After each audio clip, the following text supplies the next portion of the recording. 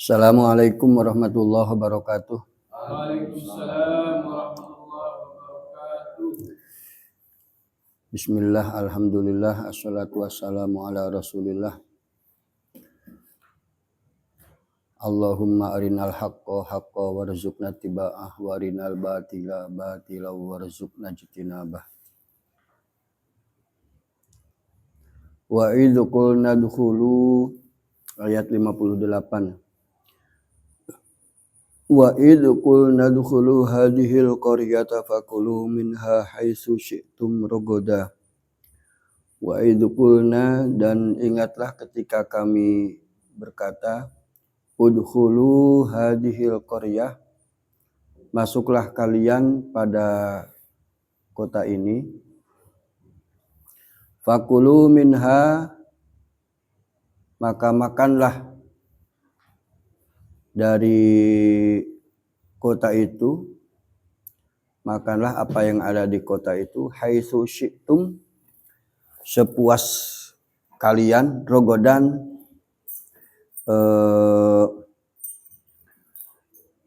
rogodan dengan sebagai sebuah kenikmatan. Wadkhulul baba, dan masuklah kalian, al-baba, pada pintu gerbangnya, masukilah kota itu dan masuklah pada pintu gerbangnya sujadan, dengan bersujud. Waqulu, dan berkatalah kalian, hittah. Hittah itu bebaskanlah kami, kalau para ulama mengartikan gitu, bebaskanlah kami dari dosa-dosa. Naghfir lakum khotoyakum, maka kami akan mengampuni kesalahan-kesalahan kalian. Wasanazidul muhsinin, dan kami akan menambahkan anugerah kepada orang-orang yang berbuat kebaikan.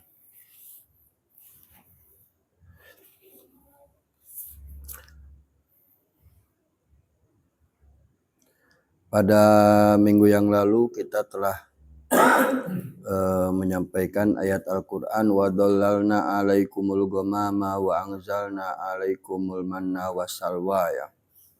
Ini masih rangkaian dari nikmat-nikmat Allah yang telah Allah berikan kepada Bani Israel. Mengingatkan. Nah, ayat ini juga sama.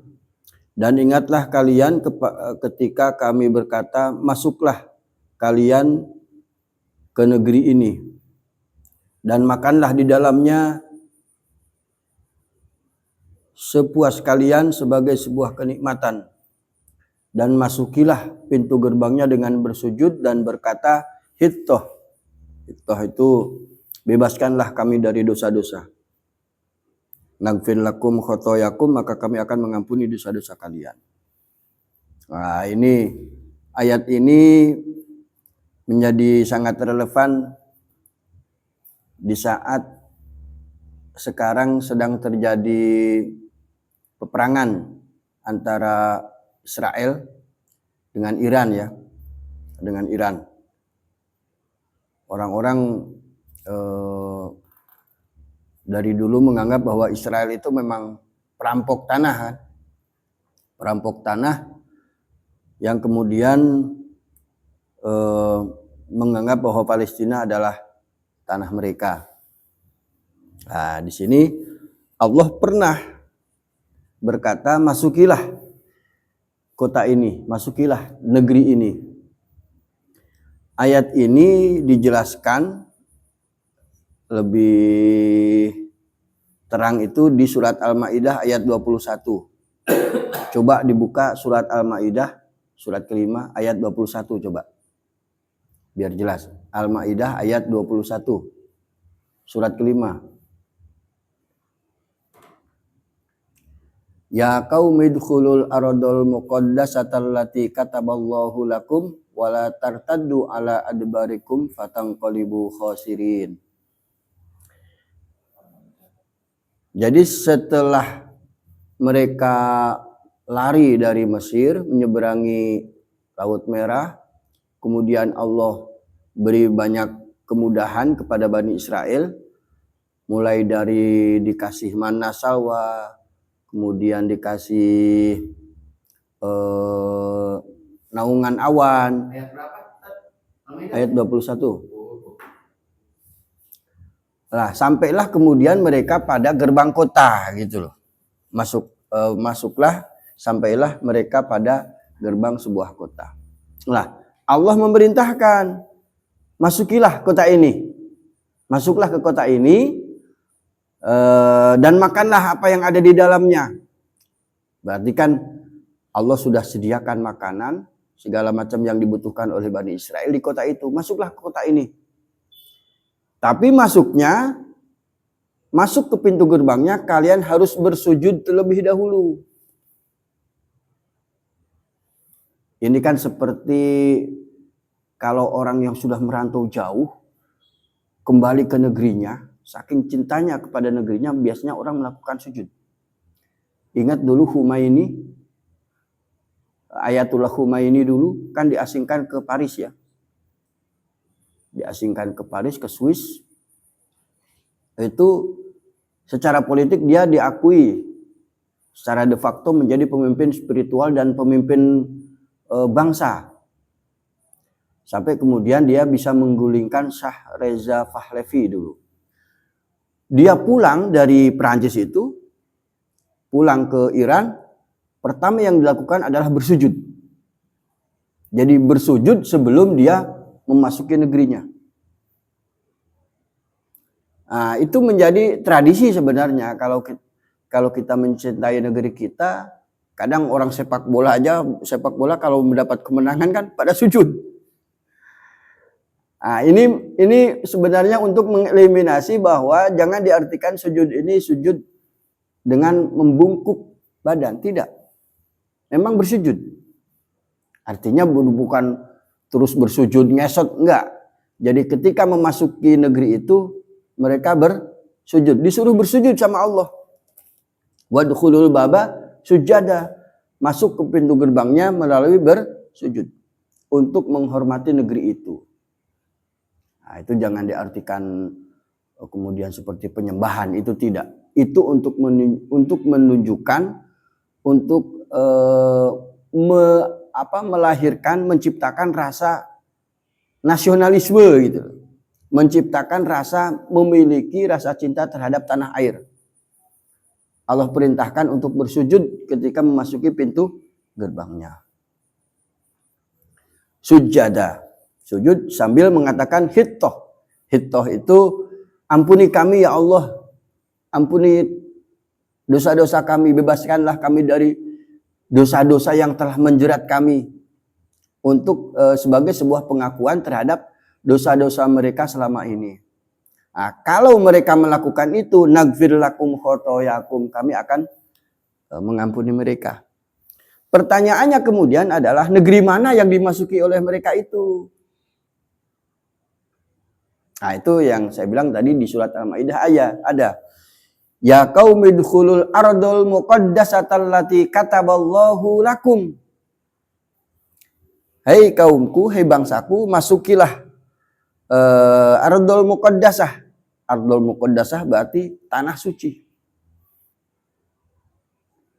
Tanah suci. Yang orang dulu menyebutnya apa? Baitul Maqdis. Kan ada istilah rumah suci, tanah suci, tanah yang mulia, ada kan? Ada sebutan suci itu, sebutan suci ini pertama Ardul Muqaddasah, tanah suci. Ada juga Wadil Muqaddas. Ketika Musa mendapatkan wahyu pertama kan, fakhla'na laika innaka bil wadil muqaddasi tuwa. Tanggalkan terompahmu Musa. Jadi sandalnya itu harus dilepas karena engkau berada di lembah suci tua. Makanya kan bukannya sepele, kalau kita masuk masjid ya dibuka itu terumpahnya, sendal dibuka, sepatu dibuka, tidak boleh dibawa, karena untuk menunjukkan kesucian masjid, kesucian tempat ibadah. Fakhla'na alaika, tanggalkanlah kedua sandalmu Musa, karena sungguhnya engkau berada di lembah yang suci. Nah, ada ardul muqaddasah, ada wadil muqaddas. Ada tanah suci, ada lembah yang suci. Kalau penyebutan tanah suci itu ya hanya ada di sini. Orang yang kemudian setelah diteliti ternyata Baitul Maqdis itu negeri Palestina. Jadi Palestina itu Allah sebut ardul muqaddasah. Kalau Arab itu disebutnya Baitul Haram. Ya kan? Baitul Haram itu rumah yang mulia, rumah yang dimuliakan. Tanah haram. Nah, penyebutan tanah suci itu malah adanya di Palestina, ardul muqaddasah. Kalau penyebutan Baitullah itu ada baitiya lit-taifina wal akifina war ruk'i sujud wa tahhir baitiya lit-taifin. Baitiya itu berarti kan rumahku, rumahku berarti rumah Allah. Nah, itu penyebutan Baitullah itu tepat. Nah, ardul muqaddasah ini adalah Baitul Maqdis yang ada di Palestina. Coba diartikan ayat itu. Hai bangsaku, masuklah kepada tanah suci ini yang telah kami tetapkan bagi kalian. Jadi sebenarnya tanah Palestina itu mula-mulanya ditetapkan untuk bangsa Israel. Paham ya? Jadi memang ditetapkan. Tapi karena itu sudah berbentuk negara, maka tentunya di sana sudah ada penduduk. Ini harus agak detail cara berpikirnya. Jadi Allah memerintahkan kepada Bani Israel masuk Baitul Maqdis, yaitu Palestina. Tapi karena Palestina itu sudah disebut oleh Allah Qaryah, sebuah negara, sebuah kota, tentunya itu bukan tempat kosong. Karena terbukti makanlah yang ada di dalamnya. Artinya itu sebuah kota yang berlimpah makanan. Sebuah tanah suci yang subur makmur, yang sudah ditempati banyak orang. Maka kemudian Allah perintahkan Bani Israel memasukinya. Tetapi dengan menghormati negeri itu. Dengan cara harus bersujud di pintu gerbangnya sebelum masuk ke dalam kotanya. Paham ya?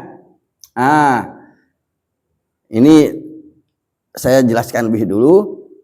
Jadi ketika mereka memasuki kota itu, tentunya sudah ada penduduk di sana. Dalam sejarah pertama kalinya masuk, itu saja orang-orang Bani Israel ini tidak mau. Di surat Al-Maidah, coba dibacakan Ustadz. Coba dibacakan. Ya qaumi dukhulul ardul muqaddasata allati kataballahu lakum wa la tartaddu ala adbarikum fatanqalibu khasirin. Qalu ya Musa inna lan nadkhulaha abadan qalu ya Musa inna fiha qauman jabbarin wa inna lan nadkhulaha hatta yakhruju minha fa yakhruju minha fa inna dakhilun. Hai Musa, di sana itu ada penduduk yang kuat-kuat, yang kejam. Jabbarin, yang kuat lagi kejam. Mereka tidak mau masuk. Jadi mereka melihat di negeri Palestina itu sudah ada penduduk tapi yang besar-besar, yang kuat, yang kejam. Sehingga mereka takut. Sampai kemudian ada di ayat selanjutnya, ada dua orang yang Allah, di antara Bani Israel itu yang Allah beri nikmat. Masuklah, kalian akan mendapat kemenangan di negeri itu gitu loh. Kalau kalian berperang dengan mereka, kalian akan diberi kemenangan. Saking takutnya. Kalian diyakinkan oleh salah seorang, dua orang itu, bahwa kalian masuk ke sana dan kalian akan mendapat kemenangan. Ya Musa inna lan nadkhulaha abadan madamu fiha fadhhab anta wa rabbuka faqatila inna hahuna qa'idun. Wahai Musa, kami tidak akan masuk ke negeri itu selama mereka ada di sana. berangkatlah engkau bersama Tuhanmu berperang bersama mereka. Coba pelecehannya Nabi orang Bani Israel. Dijanjikan satu negeri, disuruh masuk, mereka tidak mau karena di sana ada orang-orang yang besar, yang kuat, yang kejam-kejam, sehingga mereka menyuruh Nabi Musa saja, engkau saja Musa ke sana bersama Tuhan, berperang dengan mereka. Biarkan kami di sini nonton saja, duduk-duduk saja. Nah, dari sini kita bisa melihat watak aslinya. Watak asli Bani Israel itu penakut. Aslinya Israel itu penakut. Disuruh masuk ke sebuah negeri yang Allah janjikan di sana itu ada makanan-makanan, sumber kehidupan, kenikmatan yang mereka itu bisa memakan sepuasnya. Rogodan haitsu syi'tuma. Coba. Nah, sampai kemudian karena itu sudah perintah Allah, kataballahu lakum, yang Allah tetapkan. Masuk ke negeri itu sama dengan kutiba alaikumusiyam, coba. Ya kan? Karena ada klausul kataba. Artinya kan kalau kataba itu ketetapan. Allah tetapkan bagi kalian negeri itu, tapi mereka tidak mau masuk karena ketakutan mereka. Sampai akhirnya sama Gusti Allah, karena tidak mau masuk dan mengingkari, akhirnya dibikin mereka linglung, tidak tahu jalan, berputar-putar saja di situ, tidak bisa masuk ke negeri Palestina. Arba'ina sanah, selama 40 tahun. Nah, dari sini kita bisa membaca bahwa orang-orang Israel itu watak aslinya adalah penakut, takut melihat orang asing yang lebih kuat, dirasa lebih kuat. Itulah yang menyebabkan mereka juga menjadi budak-budak di Mesir. Sebenarnya orang Israel itu orang-orang yang minderan. Minder, penakut, tidak berani melawan musuh, itu tidak berani. Nah, kemudian ayat ini kan ini juga di kitab Bible juga ada. Makanya mereka sering berkor-kor itu tanah yang dijanjikan. Betul. Tapi kemudian mereka itu menyalahi perintah Tuhan. Kan harusnya ketika Allah tetapkan, mereka tidak kemana-mana lagi. Sudah di situ. Karena Allah tetapkan di situ. Tapi kemudian mereka merantau, ya kan? Tidak betah di situ, merantau kemana-mana, ke belahan dunia manapun dia, ke Arab, ke Eropa, kemana-mana. Dulu mungkin orang masuk sebuah kota itu masih mudah, karena tidak ada catatan administrasi negara, kalau zaman dulu kan. Tapi perkembangan selanjutnya bahwa sebuah negara semakin modern, semakin bagus peradaban, mereka memulai pencatatan kepemilikan, termasuk kepemilikan tanah. Nah, begitu orang-orang Israel ini menyebar ke berbagai penjuru dunia dengan alasan macam-macam, artinya dia kan menyalahi ketetapan Tuhan. Dia mengingkari apa yang telah diberikan oleh Allah kepada mereka berupa tanah. Sepeninggal mereka otomatis setelah menjadi sebuah negara Palestina umpamanya, mereka kan bikin kapling-kapling, bikin catatan administrasi pertanahan. Agraria, kalau di kita kan ada hukum-hukum agraria, hukum pertanahan. Jadi orang yang telah menduduki satu tempat, satu kawasan, sebidang tanah, maka kemudian didaftarkan tanah itu menjadi miliknya dalam bentuk sertifikat kalau di kita kan. Jadi semua tanah-tanah ya begitu, setiap negara begitu. Bikin sertifikat, bikin pengakuan hak milik.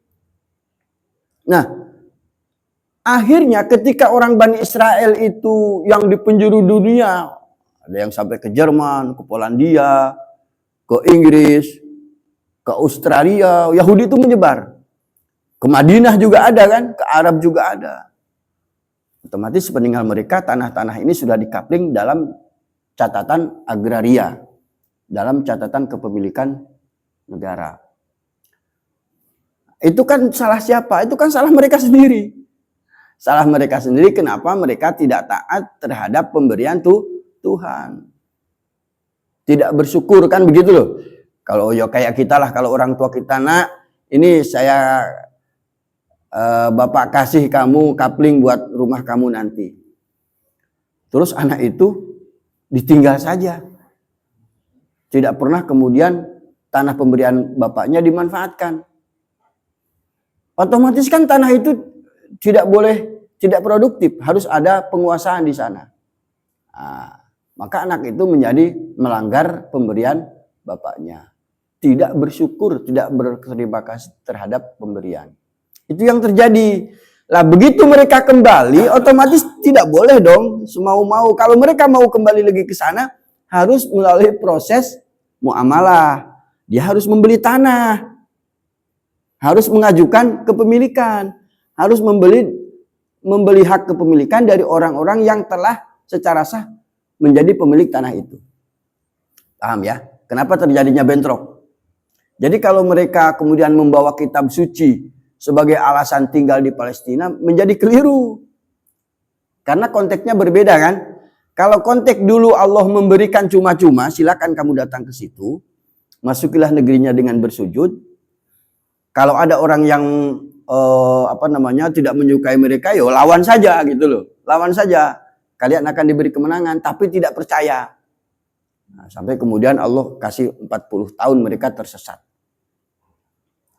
Nah, jadi kalau konteks sekarang mereka menganggap bahwa Palestina adalah tanah kami berdasarkan perjanjian dengan Tuhan, itu menjadi keliru.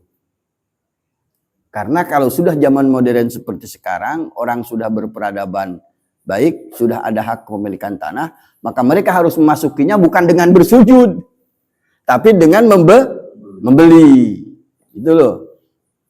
Kalau mereka kan dulu membeli tanahnya, ke sana kan cuma bersujud di pintu gerbangnya, kemudian meminta ampunan sama Allah.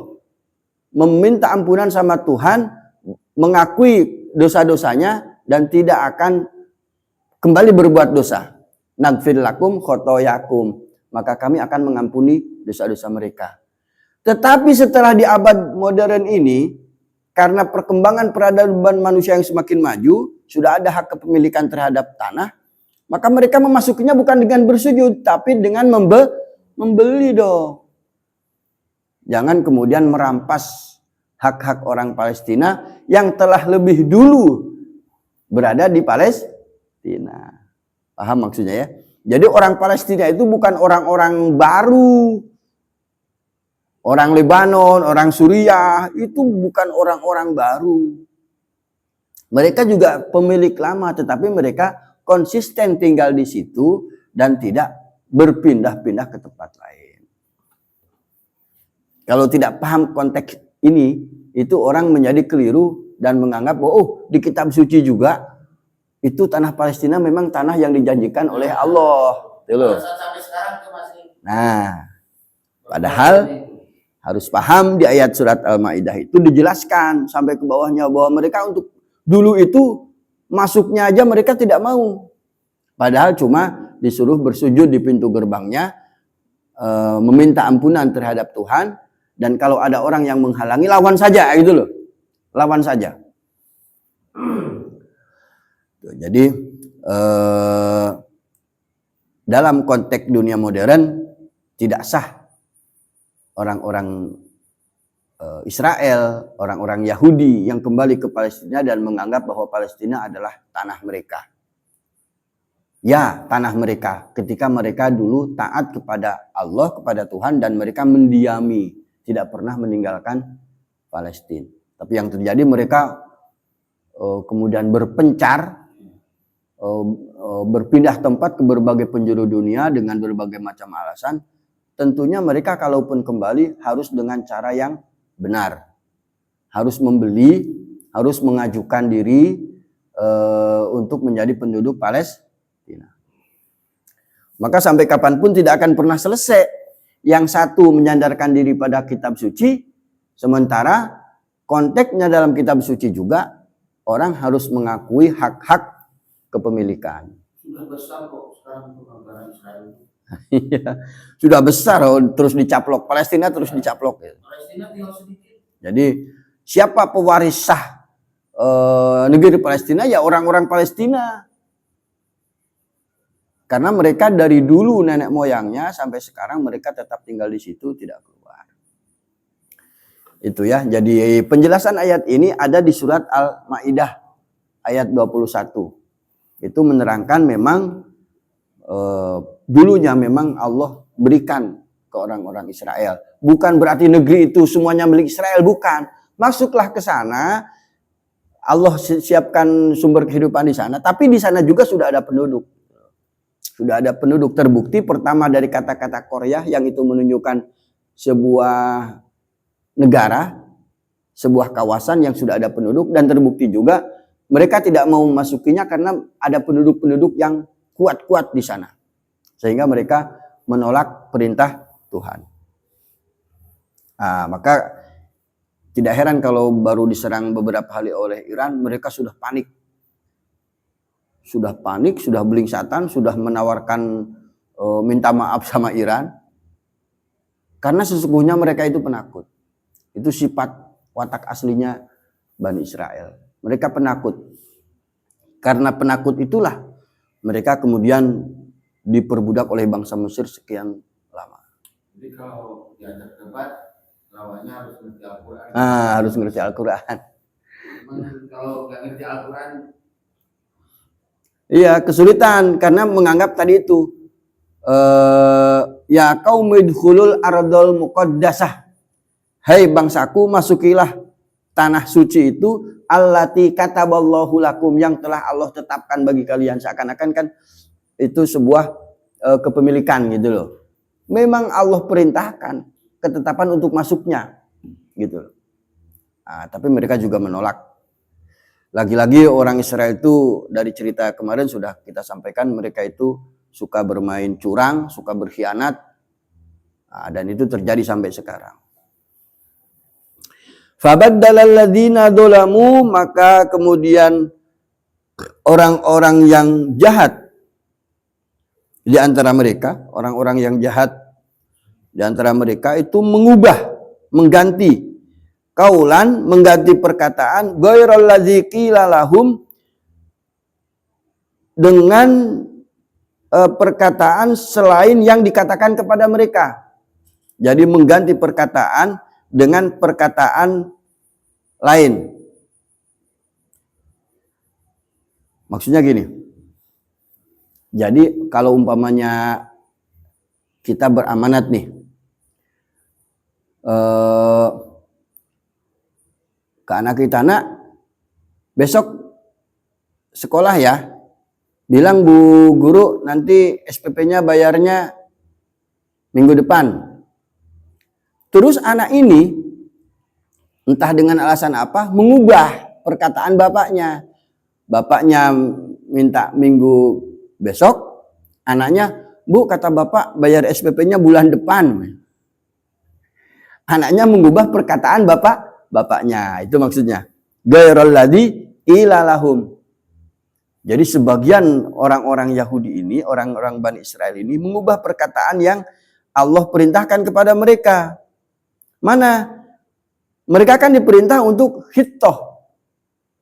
Hittoh itu dalam bahasa Ibrani berarti artinya bebaskan kami, bebaskan kami.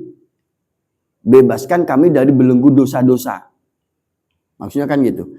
Tapi diubah oleh mereka bukan hittoh tapi hintoh, hintoh. Hintoh itu beras Tuhan, beras. Mana beras? Jadi diubah menjadi penyebutan sebuah makanan gitu. Padahal kan hittoh, tapi diubah menjadi hintoh. Hintoh itu kan gandum. Itu kan kayak meledek Tuhan tuh, meledek Gusti Allah. Harusnya menyampaikan permintaan maaf, permohonan maaf, tapi dia dirubah oleh orang-orang zalimnya, orang-orang jahat di antara mereka. Sebagian berarti kan hintoh, hintoh, beras, beras, gandum, gandum. Maka kemudian fa'anzalna 'alal ladzina dzalamu rijzam minas sama'i bima kanu yafsukun. maka kemudian kami turunkan kepada orang-orang yang jahat itu siksa dari langit. Disebabkan bimakanu yafsukun, disebabkan pelanggaran yang mereka perbuat. Jadi ada orang-orang yang suka merubah-rubah perkataan. Itu kan dosa besar.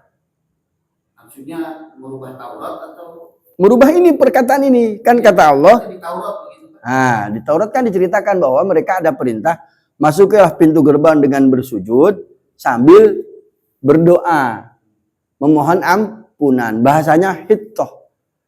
Mungkin Allahumma hittoh kalau bahasa Arab. Ya Allah, ampunilah dosa-dosa kami. Lah dirubah oleh sebagian orang jahat di antara mereka hintoh. Allahumma hintoh, ya Allah. Allahumma itu kan ya Allah. Ya Allah, gandum ya Allah, minta gandum ya Allah. itu kan seperti ngece kan. Nah, orang-orang yang jahatnya Allah kasih siksa dari langit. Hati-hati kita juga tidak boleh merubah-rubah, tidak boleh mengganti. Itu berat. Nanti kita akan bercerita di surat Yunus itu bagaimana orang-orang biasa merubah-rubah perkataan. Quran ini tidak bisa dirubah, bahkan oleh Nabi sekalipun. Karena berat dosanya. Ada dalam surat Al-Baqarah itu, kutiba alaikum idza hadara ahadakumul mautu in taraka khaira al-wasiyah. Al-wasiyatu lil walidaini wal aqrabina bil ma'rufi haqqan al muttaqin. Itu perintah tentang wasiat. Jadi orang-orang yang mau meninggal itu seyogyanya dia berwasiat ketika melihat mempunyai kebaikan pada kedua orang tua, kerabat. Faman baddalahu ba'dama sami'ahu fa innama ismuhu 'alal ladzina yubaddiluna. Nah, itu. Jadi kalau umpamanya orang yang diwasiati itu mengganti isi wasiatnya, maka dosanya itu terhadap orang-orang yang mengubahnya. Fa innama ismuhu 'alal ladzina yubaddiluna. Orang-orang lain tidak terlibat. Maka di sini yang Allah kasih siksa ya orang-orang zalimnya, orang-orang jahatnya. Jadi kalau kita merubah ada wasiat umpamanya seorang yang mau meninggal berwasiat, nanti Mas tolong disampaikan kepada anak-anakku, pada kedua orang tuh kalau kepada kedua orang tuaku kalau aku meninggal nanti tolong tanah-tanah itu dibagikan kepada anakku. Anak nomor pertama dapat ini, anak kedua dapat ini, diwasiatkan. Atau nanti kedua orang tuaku kalau masih ada, mereka mendapatkan ini. Tapi kemudian oleh orang yang menerima wasiatnya tadi, dirubah, diganti. Kemudian diganti makanya, tanah-tanahku semuanya itu nanti dikasihkan ke anakku yang pertama. Nah, itu kan berarti dia ada tendensi kan. Kemudian umpamanya karena dia ganti, akhirnya benar-benar tanahnya dikasihkan ke anak pertama semua. Ya kan? Yang lain ridho tidak ridho itu wasiatnya. Siapa yang berdosa? Orang yang merubahnya. Fa innama ismuhu 'alal ladzina yubaddiluna. Anak pertama dia tidak tahu apa-apa, dia hanya mentaati isi wasiat. Yang berdoa orang yang berubahnya. Maka jangan sekali-kali kita biasa merubah, mengganti perintah, apalagi mengganti ayat Al-Quran.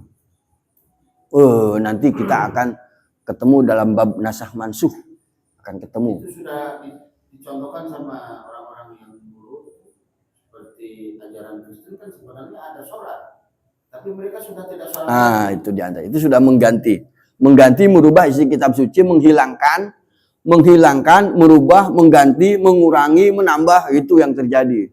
Sehingga mereka kemudian agama ini kan Allah luruskan kembali dengan mengutus Nabi Muhammad. Sehingga Islam ini sebagaimana yang dikehendaki oleh Allah. Dan kemudian Al-Quran ini Allah pelihara kan untuk menjaga kemurnian dari agama ini, maka Allah pelihara Al-Qur'annya. Sehingga Tidak akan pernah kemudian umat Islam tersesat sebagaimana tersesatnya orang-orang Nasrani, orang Yahudi ketika mereka berpegang teguh terhadap Al-Quran. Maka bersyukurlah kita Allah memelihara Al-Quran sehingga kita bisa membaca sebenarnya apa saja yang Allah perintahkan, apa saja yang menjadi ketetapan, ya lihat saja di Al-Quran. Jadi orang-orang yang jahat di antara orang-orang Bani Israel itu bahkan merubah perkataan yang Allah perintahkan kepada mereka. Yang harusnya ampuni aku ya Allah, ampuni dosa-dosaku. Tapi mereka rubah dengan gandum ya Allah, gandum nih, kelaparan gandum. Sehingga Allah menurunkan siksa dari langit terhadap orang-orang yang jahat di antara mereka. Itu 2 ayat ya, Ustadz-ustadz sekalian. Yang paling utama ayat ini menjelaskan kronologi bagaimana sebenarnya konteks orang-orang Bani Israel mengklaim Palestina sebagai tanah Tuhan yang dijanjikan kepada mereka. Jadi memang betul Allah pernah beri ketetapan mereka tinggal di sana. Bukan berarti semua tanah itu menjadi milik mereka. Karena di sana sudah ada penduduk sebelum bangsa Israel masuk ke dalamnya. Yang kedua bahwa perkembangan selanjutnya ketika peradaban modern mengakui hak-hak kepemilikan masyarakat, maka kemudian ada undang-undang agraria di tiap-tiap negara. Setiap orang, setiap penduduk berhak mendapat pengakuan terhadap kepemilikan tanahnya masing-masing. Sehingga kalau begitu, orang Israel dari penjuru dunia yang mau masuk ke Palestina berdasarkan tanah perjanjian tanah yang dijanjikan oleh Tuhan, mereka kalau dulu diperintah Allah supaya bersujud terlebih dahulu di pintu gerbangnya sambil meminta ampunan, mereka sekarang harus mentaati bahwa mereka ke sana harus dengan cara yang benar, dengan cara membeli tanah itu atau mengajukan kepemilikan kepada suatu negara itu. Sehingga tidak akan terjadi pertikaian. Dan terjadilah apa yang terjadi sekarang karena mereka merampok dengan alasan kitab suci. Itu merampok tanah Palestina. Maka sampai kapanpun mereka akan tetap bertengkar, bertikai, berperang karena Israel ini telah mencaplok, merampok negara yang sudah ada penduduknya. Insya Allah kita akan bahas lagi ayat selanjutnya. Bagus lagi ini bercerita tentang bagaimana Musa, bagaimana Allah memberikan pertolongan kepada mereka juga. Dan bagaimana di depan itu ada sampai Allah mengusir kembali. Sempat Allah mengusir orang Bani Israel karena mereka lagi-lagi melanggar perintah Allah. Ihdinas siratal mustaqim. Wassalamualaikum warahmatullahi wabarakatuh. Waalaikumsalam.